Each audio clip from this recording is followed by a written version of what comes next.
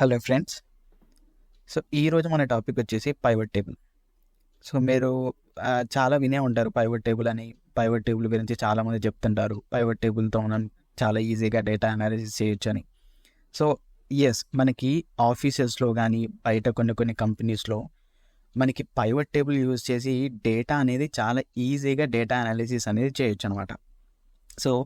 So most of the cases pivot table use చేసి చాలామంది ఈజీగా డేటా అనాలిసిస్ చేస్తారు. సో అసలు పైవట్ టేబుల్ అనేది మనం వాడినప్పుడు దాంట్లో మనం రేంజ్ అనేది మాన్యువల్గా సెలెక్ట్ చేసుకోవచ్చు, అలాగే డైనమిక్గా సెలెక్ట్ చేసుకోవచ్చు. ఇలాంటి డిఫరెంట్ ఆప్షన్స్తో మనం యాక్చువల్గా పైవట్ టేబుల్స్ని క్రియేట్ చేయొచ్చు. సో మనం పైవట్ టేబుల్లో డేటా రేంజ్ అనేది మాన్యువల్గా కాకుండా డైనమిక్గా ఎలా సెట్ చేయాలో ఈరోజు చూద్దాం.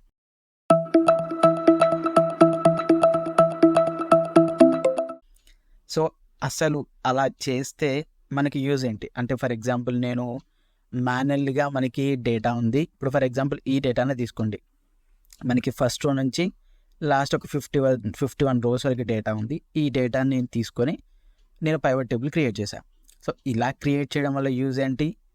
లేదు అనుకుంటే ఇలా క్రియేట్ చేయడం వల్ల ఒకవేళ వచ్చే నష్టాలు ఏంటి? ఒకవేళ ఇలా కాకుండా డైనమిక్గా ఒకవేళ నేను క్రియేట్ చేస్తే దానివల్ల మనకి యూజ్ ఏంటి అనేది ఈరోజు మనం చూద్దాం. సో ఒకవేళ మనం ఇప్పుడు మాన్యువల్గా క్రియేట్ చేస్తే దానివల్ల మనకి యూజ్ ఏంటి అంటే, అది ఒకవేళ మీకు డేటా అనేది అప్డేట్ అవ్వకుండా ఉంటే, సో ఫర్ ఎగ్జాంపుల్ ఈ డేటా అనేది ఇక్కడ వరకే ఫిక్స్ ఉంది అనుకోండి. 51 రో వరకే మీకు డేటా అనేది ఫిక్స్ అయిపోయి ఉంది. సో అలాంటప్పుడు ఒకవేళ మీరు మాన్యువల్గా చేసినా కూడా మీకు పెద్ద ఇబ్బంది ఏమి ఉండదు. బట్ డేటా అనేది ఎప్పటికప్పుడు అప్డేట్ అవుతూ ఉందనుకోండి. ఫర్ ఎగ్జాంపుల్ ఒక VBA యూజర్ ఫామ్లో ఈ డేటా అనేది ఎంటర్ చేస్తున్నారు, వేరే యూజర్స్ అనే వాళ్ళు ఎంటర్ చేస్తున్నారు. ఆ డేటా అనేది ఇక్కడ అప్డేట్ అవుతుంది. సో అలా చేసినప్పుడు మీకు ఎవ్రీ టైం మీరు పైవట్ టేబుల్లోకి వెళ్ళి ఆ రేంజ్ అనేది చేంజ్ చేసుకుంటూ ఉండాలి ఒకవేళ మాన్యువల్గా ఉంటే.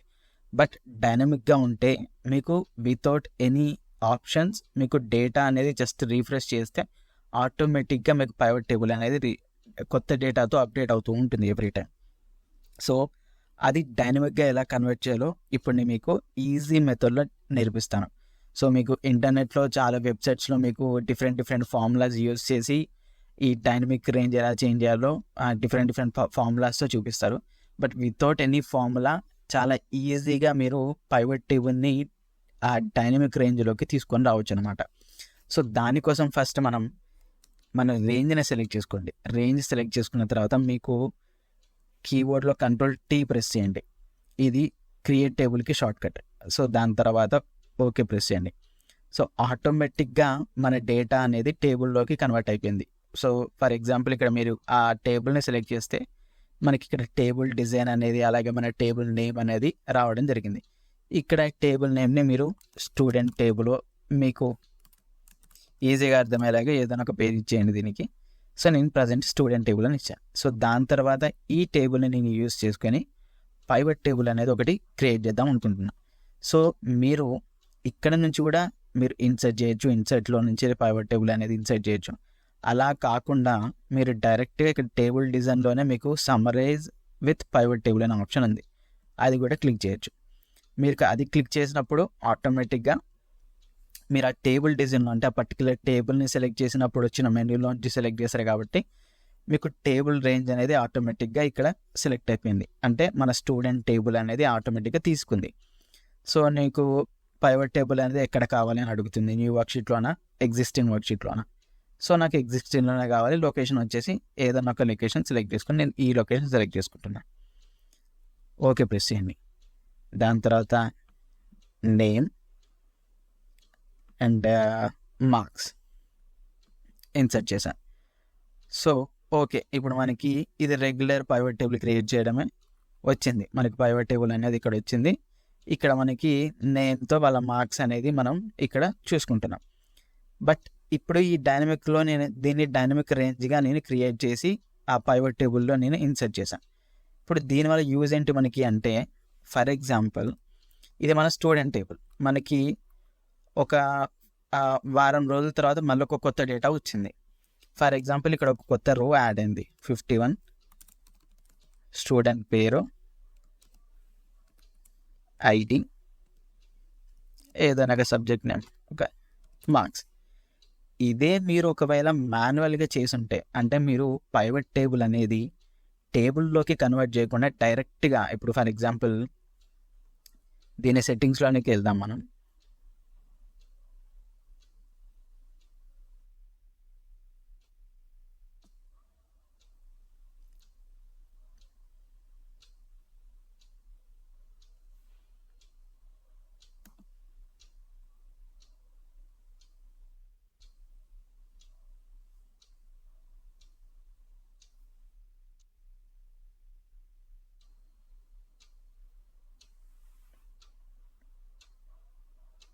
సో ఫర్ ఎగ్జాంపుల్ దీని సెట్టింగ్స్లోకి వెళ్దాం. చేంజ్ డేటా సోర్స్లోకి క్లిక్ చేయండి. పైవట్ టేబుల్ అనలైజ్లోకి వెళ్ళి చేంజ్ డేటా సోర్స్లో క్లిక్ చేస్తే ఇక్కడ మనం ఒకవేళ మాన్యువల్గా రేంజ్ అనేది సెలెక్ట్ చేస్తే, అంటే ఫర్ ఎగ్జాంపుల్ ఇలా మనం ఒకవేళ సెలెక్ట్ చేస్తే, ఇప్పుడు నేను ఆల్రెడీ ఇక్కడ సెలెక్ట్ చేస్తున్నా. సో మనకి ఇలా రేంజ్ ఒకవేళ అంటే స్టూడెంట్ టేబుల్లో నాకు I5 నుంచి L14, అంటే ఫర్ ఎగ్జాంపుల్ ఇక్కడ దాని ఎగ్జాంపుల్ గురించి చెప్తున్నా. సో A1 నుంచి నాకు E50 వరకు డేటా కావాలి అని మనం ఒకవేళ సెలెక్ట్ చేసి ఉంటే, ఇప్పుడు మన కొత్త డేటా ఎప్పుడైతే యాడ్ అవుతుందో అప్పుడు ఇక్కడ మనకి 50 అనేది మనకి ఫిక్స్ అయిపోయి ఉంటుంది. మనకి ఇక్కడ 51 రోలో మనం కొత్త డేటా యాడ్ చేసాం. ఫర్ ఎగ్జాంపుల్ నేను ఒక్కటే రో యాడ్ చేశాను. ఒకవేళ అక్కడ ఒక 4 rows లేకపోతే 5 rows 10 rows యాడ్ అయ్యాయి. సో ఆటోమేటిక్గా మళ్ళీ ఇక్కడికి వచ్చి మీరు ఈ రేంజ్ని చేంజ్ చేసి రేంజ్ని రీఫ్రెష్ చేస్తే మళ్ళీ మీకు కొత్త డేటా అనేది లోడ్ అవుతుంది. బట్ మన మెథడ్లో మనం ఏం చేసాం, డైరెక్ట్ మనం టేబుల్ రేంజ్ అనేది సెలెక్ట్ చేసుకున్నాం. ఇప్పుడు మళ్ళీ ఒకసారి దీంట్లోకి వెళ్ళి చెక్ చేద్దాం. స్టూడెంట్ టేబుల్ అనేది టేబుల్ క్రియేట్ చేసి పెట్టేసుకున్నాం. సో ఇక్కడ మీరు చూసుకుంటే ఈ 51 రో ఏదైతే యాడ్ చేశానో అది ఆటోమేటిక్గా టేబుల్ రేంజ్లోనే ఉంది. సో మీకు మళ్ళీ దాన్ని చేంజ్ చేయాల్సిన అవసరం లేదు. మళ్ళీ అంటే డేటా సోర్స్లోకి వెళ్ళి ఈ సెట్టింగ్స్లోకి వెళ్ళి మీరు ఆ రేంజ్ అనేది చేంజ్ చేయాల్సిన అవసరం లేదు. జస్ట్ పైవట్ టేబుల్ దగ్గరికి రండి, రైట్ క్లిక్ ఇవ్వండి, రీఫ్రెష్ అని ప్రెస్ చేయండి. ఆటోమేటిక్గా మీరు ఏదైతే న్యూ డేటా అప్డేట్ చేశారో అది మీకు ఇక్కడ రావడం జరుగుతుంది. సో ఇలా చేయడం వల్ల మీకు ఈజీగా పైవట్ టేబుల్లో మీకు ఈజీగా డైనమిక్ రేంజ్ వాడి, మీకు వితౌట్ ఎనీ ఫార్ములాస్ కానీ ఏం లేకుండా ఈజీగా ఇలా డైనమిక్ రేంజ్ వాడి జస్ట్ రీఫ్రెష్ ప్రెస్ చేసినప్పుడు మీకు ఏదైతే కొత్త డేటా యాడ్ అవుతుందో మీ టేబుల్లో ఆ డేటాని మీరు పైవట్ టేబుల్లో డేటా అనాలిసిస్ కోసం వాడుకోవచ్చు. సో ఈ వీడియో మీకు నచ్చిందని ఆశిస్తున్నాను. Please subscribe.